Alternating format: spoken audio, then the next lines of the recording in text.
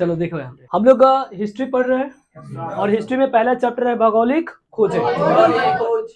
भौगोलिक खोज का मतलब क्या होता है? किसी स्थान या किसी जगह की खोज को भौगोलिक खोज कहते हैं। तो पहला जो है, जैसे भारत की खोज के बारे में हम लोग जानते हैं कि भारत की खोज किसने किया था? Vasco D gamma. किसने किया था? कब किया था? 1498। भारत की खोज किसने किया था? 1498। वास्को डी गामा ने किया था। किसने किया था? कब किया था? वास्को डी गामा कहाँ का निवासी था? पुर्तगाल का। कहाँ का निवासी था? पुर्तगाल का। और ये पेशे से क्या था? वास्को डी गामा पेशे से क्या था? नाविक था। ठीक है, नाविक समझते हैं ना, जो नाव चलाने वाला, नाव खेलने वाला। कोई दिक्कत नहीं है? चलिए, और ये वास्को डी गामा भारत में सबसे पहले कहाँ पहुंचा था? केरल के कालीकट। केरल के कालीकट पे पहुंचा था। और उसी को मलाबार तट कहा जाता था। क्या कहता है? मलाबार तट, यानी हाँ। और यहाँ पे वहां का उस समय जो स्थानीय शासक था जिसका नाम था यानी राजा था वहां का। कौन था? शासक था जमोरी। क्या नाम था? तो इसी ने वास्को डी गामा का स्वागत भारत में किया। किसने किया? जमोरी ने। समझ में आ रहा है? जमोरी ने किया। कहाँ पे? केरल में। हाँ, केरल के कालीकट पे उतरा, यानी मलाबार तट पे, और इसने जमोरी ने स्वागत किया। किसका? Vasco D gamma. कब पहुंचा? 1498 में। कब? कोई दिक्कत नहीं है? चलिए, पेशे से क्या था? कहाँ का निवासी था? पुर्तगाल का। उसके बाद 1488 में, उससे पहले 1488 में क्या हुआ था कि पुर्तगाल 1488 में बार्थोलोमेओ डियाज। किसने किया था? 1488 में बार्थोलोमेओ डियाज ने उत्माशा अंतरिक्ष की खोज की थी। उत्माशा अंतरिक्ष की खोज किसने की थी? हाँ, बार्थोलोमेओ डियाज। किसने किया था? उत्माशा अंतरिक्ष की खोज किसने की थी? कब किया था? 1488। और उससे पहले हाँ, अमेरिका की खोज हुई थी। अमेरिका की खोज कब हुई थी? 1400। किसने किया था? Christopher Columbus. किसने? क्रिस्टोफर कोलंबस ने अमेरिका की खोज की थी 1400। और जो भारत की खोज हुई थी, भारत की खोज नहीं हुई थी। एक्चुअली क्या हुआ था कि समुद्री मार्ग की खोज हुई थी। समुद्री मार्ग की खोज हुई थी और रास्ते में उसको कौन मिला था? अब्दुल मजीद मिला था। उसी ने बताया कि हाँ, ये भारत जाएगा। और अब्दुल मजीद कहाँ मिला था? दक्षिण अफ्रीका। यानी वास्को डी गामा को की मुलाकात अब्दुल मजीद से हुई थी दक्षिण अफ्रीका। और इसी ने बताया कि ये रास्ता कहाँ जाएगा? भारत जाएगा। ठीक है ना? तो अब जाकर के इसी की मदद से वो भारत की खोज कर पाया। कौन किया? Vasco D gamma. कब किया? 1498 में। कोई दिक्कत नहीं है?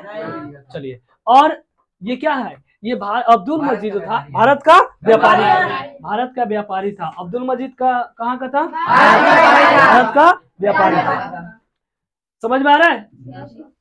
पहले क्या हुआ था कि भारत की जो व्यापार होता था, मतलब एशिया और यूरोप के बीच जो व्यापार होता था, वो किस रास्ते से तो होता था? कस्तूतुरे। समुद्र से नहीं, उससे पहले कस्तूतुरे। यूरोप वालों का था व्यापार जो होता था एशिया से, और उसके कस्तूतुनिया के रास्ते व्यापार होता था। लेकिन कस्तूतुनिया पर तुर्कियों ने अधिकार कर लिया। तुर्की ने अधिकार कर लिया। कब किया?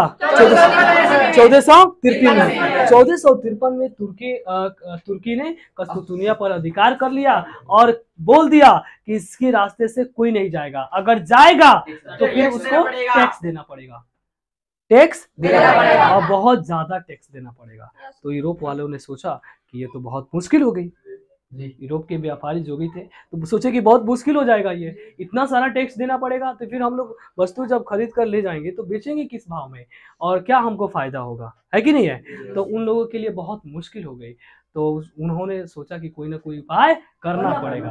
तो इस तरह से वो लोग भटके, इधर उधर घूमे और जा करके पुर्तगाल पहुंचे। और उस समय जो जहाज बनती थी, जो नाव बनती थी, वो कहाँ बनती थी? इटली, स्पेन और पुर्तगाल। इटली, स्पेन और पुर्तगाल में।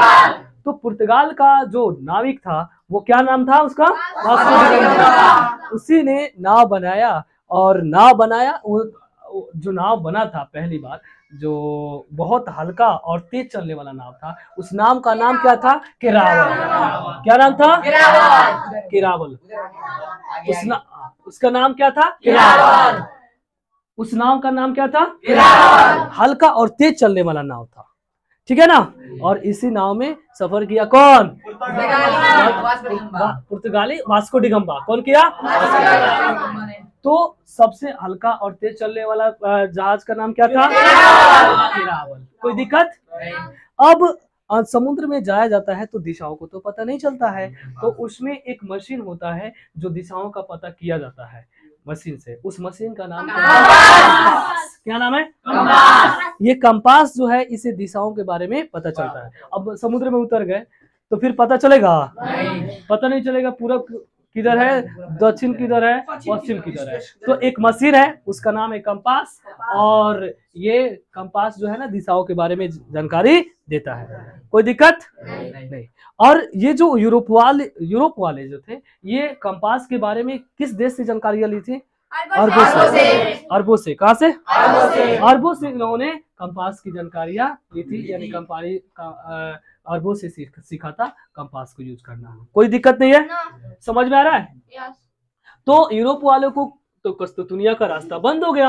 अब ये सोचे कि कुछ ना कुछ तो उपाय करना पड़ेगा जिससे व्यापार अब हो गए। और वे लोग वो समुद्र में उतरने से पहले डरते थे कि कहीं समुद्र में गए तो कहीं लहर आया, या फिर कोई भूकंप आया तो फिर उसी में, या फिर नाव फेल हो गया तो फिर उसी में डूब जाएंगे, मर जाएंगे। लेकिन अंततः मरता क्या ना करता, कुछ तो कुछ करना पड़ेगा।